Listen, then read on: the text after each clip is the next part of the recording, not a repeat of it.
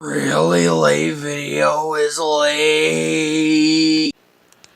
Hey everyone, Max Carroll here, and yeah, I'm finally gonna be doing another episode of Custom Kaiju Showcase. What has it been, a year?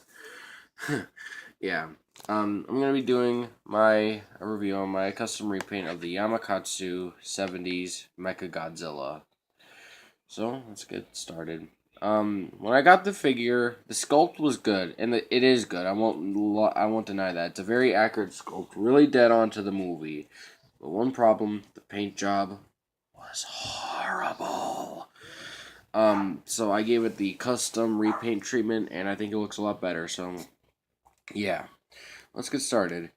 The paint, well, yeah, the paint. I went over it with a base silver coat. I used this metallic this, I think it's like an acrylic polymer or something. I don't know. I have the paint that I used to paint the figure with, but I'm not gonna go get it because that would take up too much time. And I have limited space on my phone. Yes, I'm using my phone. Don't judge me. And after it dried, I went over it with a gunmetal. You can see here on the knee pads and the thighs, the chest, pretty much like some of the rims and everything where you see the bolts from the movie, which by the way is accurate. And then I went over it again with orange. I painted it orange right there and there because that was in the movie. Then I painted those things. I think that those were for the jaw mechanism, if I'm not mistaken. And then I painted the eyes yellow to give it a more of a two-tone paint scheme so that it didn't look all metal. And then I painted the joints and everything. I painted those, I colored those with a Sharpie, and it's kind of worn because I did this over a year ago, but I think it looks pretty good, and I'm going to keep it this way. It makes it look more vintage.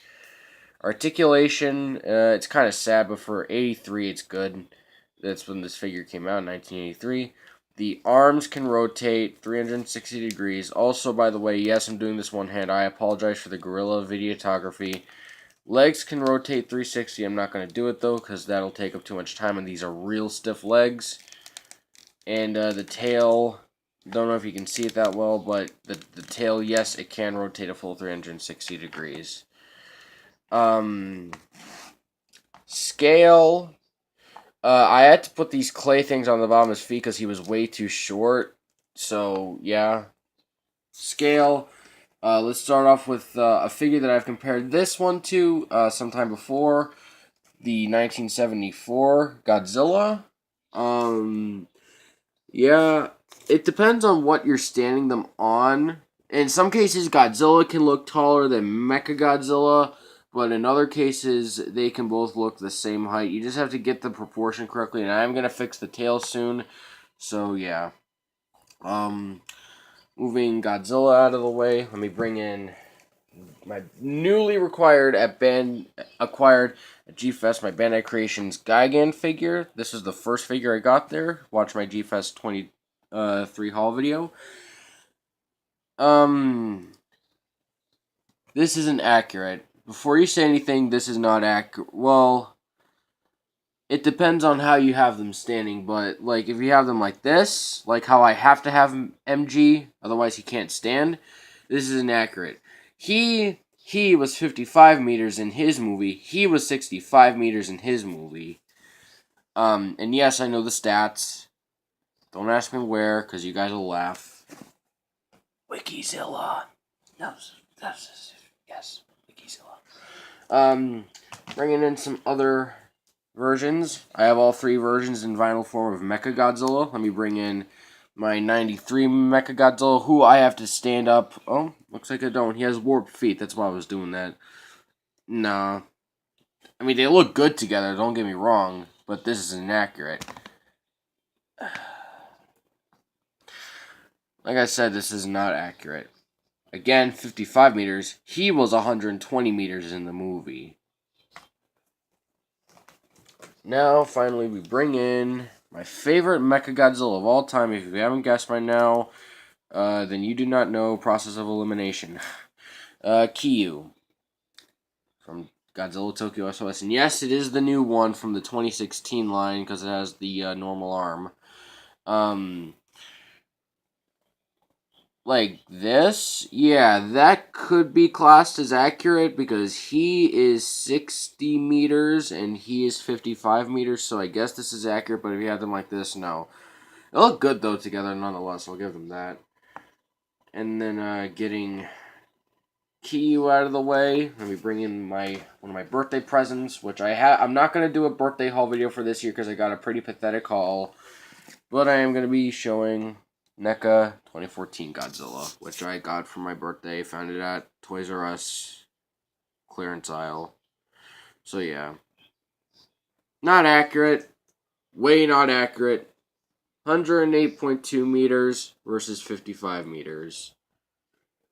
No, this doesn't do it. I'm gonna be honest, this doesn't do it. But yeah, they still look good together. If you wanted to do a fight scene, probably, but no. And there it goes again. Overall though, do I like the Yamakatsu MechaGodzilla? I like the sculpt. And I like what they could do for the articulation, even though it isn't a lot. The paint job though, if you ever buy this figure, or before you buy this figure, I should probably say, work up your paint skills, because you're gonna be wanting to do a lot of paint work on this guy if you get a base figure for it. I guess this would also be good for a 75 MechaGodzilla, but I wouldn't recommend it because there's no. It's got like these sharp talons on the back of the feet. The finger missiles are longer. It's got a more triangular shaped stomach thing over here. And the tail is, I think it's a bit longer, and the fin is different too. And also the 75 MechaGodzilla is taller. So if anything, get the Chogokin one. That's the best.